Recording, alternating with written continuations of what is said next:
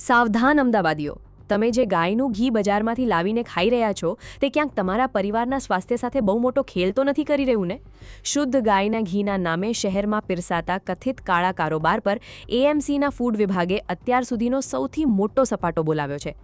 એએમસીની ટીમે શહેરના 3 અલગ અલગ સ્થળોએ દરોડા પાડીને પૂરા 4850 કિલોગ્રામ શંકાસ્પદ ગાયનું ઘી જપ્ત કર્યું છે.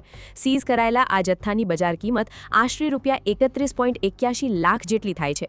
એએમસીના ફૂડ સેફ્ટી ઓફિસરોએ દક્ષિણ ઝોનના ઇન્દ્રપુરી વિસ્તારમાં આવેલા એક સુપર સ્ટોકિસ્ટને ત્યાં ત્રાટકીને રિધ્યુમ કાવ ઘી અને વચનામૃત કાવ ઘીનો અંદાજે 3250 કિલોગ્રામ શંકાસ્પદ જથ્થો પકડી પાડ્યો છે અને આ આખા એકમને હાલ સીલ કરી દેવામાં આવ્યું છે.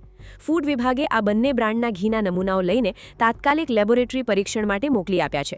પ્રાથમિક તપાસમાં સામે આવ્યું છે કે આ ઘીનું ઉત્પાદન દસક્રોળી તાલુકાના પાલડી કાકંજ ગામમાં આવેલી સાર્થક ફૂડ પ્રોડક્ટ્સ દ્વારા કરવામાં આવતું હતું.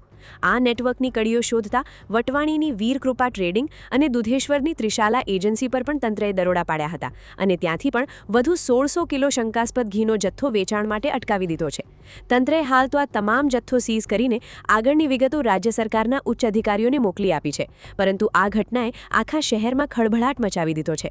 લેબોરેટરીનો રિપોર્ટ આવ્યા બાદ કાયદેસરની કડક કાર્યવાહી કરવામાં આવશે, પણ ત્યાં સુધી બજારમાંથી ઘી ખરીદતી વખતે દરેક નાગરિકે અત્યંત સાવધ રહેવાની જરૂર છે, કારણ કે નકલી ઘી તમારા લિવર અને હાર્ટને ગંભીર નુકસાન પહોંચાડી શકે છે.